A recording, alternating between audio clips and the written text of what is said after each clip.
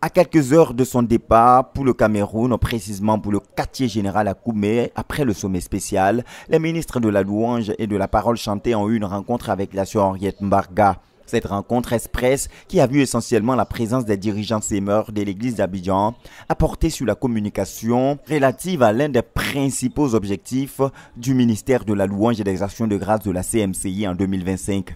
En effet, l'année prochaine, une chaîne de sièges d'action de grâce de 365 jours doit être offerte au Seigneur dans le cadre de la commémoration des 50 ans de la CMCI.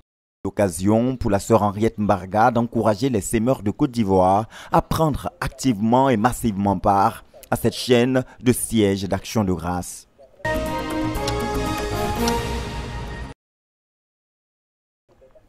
La CMCI Côte d'Ivoire accueillera également une session de la ZTF Music Academy 2025, en abrégé ZEMA Côte d'Ivoire 2025.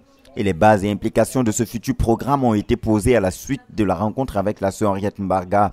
Cette fois-ci, les sémeurs de Côte d'Ivoire, représentés toujours par les principaux dirigeants, ont reçu ministère de la part du pasteur Benjamin Mekong, notre missionnaire en Belgique et ministre assistant du leader Théodore Ndossé dans le domaine de la louange. Au cours de cette brève rencontre, il a fait une présentation succincte de l'organisation du ministère de la louange dans notre œuvre. Et dans la louange, on a beaucoup de... Il y a des départements. On a d'abord l'UMPJ, l'Université mondiale de prière et de jeunes sur la louange, où on définit la spiritualité de la louange.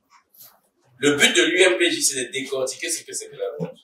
Dans l'UMPJ, on étudie la louange, les actions de grâce, la louange, l'adoration, la spiritualité. Le deuxième département, c'est la ZEMA. La ZEMA, on définit la musique qui doit accompagner notre louange. Parce que dans la louange, ce n'est pas seulement la musique.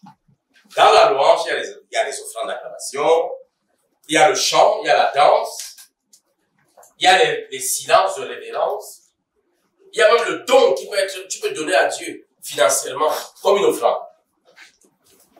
Tout ce qui est sacrifice à Dieu. Toujours dans le département de la louange, il y a le centre de louange, dirigé par le frère Vincent Okono. Le frère Okono a voulu qu'il y ait un endroit où 24 heures sur 24, il y ait une louange qui soit adressée à Dieu sans auditoire. Ça, c'est le centre de louange. Toujours dans le département de la louange. Le but du frère Okono, c'est d'implanter la louange dans notre communauté. Qu'on soit une communauté qui connaît la louange. L'importance de la louange et des actions de grâce dans l'Église, le besoin de l'implantation du ministère de la louange et des actions de grâce comme pilier de notre ministère et l'annonce de la ZEMA Côte d'Ivoire 2025 ainsi que ses différentes implications ont été au cœur de cette rencontre qui a été une grande source de bénédiction pour les sémeurs de Côte d'Ivoire.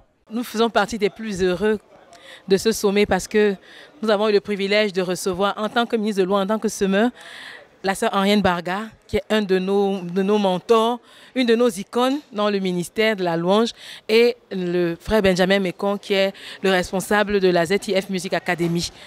Nous avons reçu la visitation de Dieu. Le Seigneur nous a rafraîchis sur la place prépondérante du ministre de louange dans les desseins de Dieu, dans la vie des dirigeants, dans l'accomplissement, le fait de précipiter l'accomplissement des desseins de Dieu à travers la louange.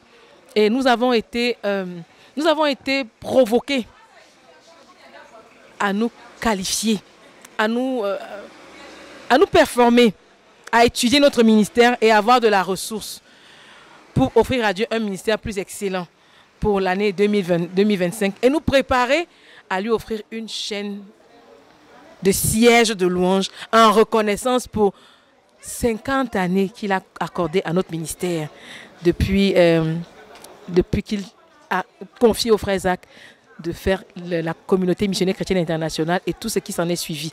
Donc nous sortons de là, nous sentons un privilège inouï que Dieu nous fait de rentrer en 2025 avec un travail spécifique qui se paraît dense, mais qui est pour nous, c'est un mélange de joie et de défis.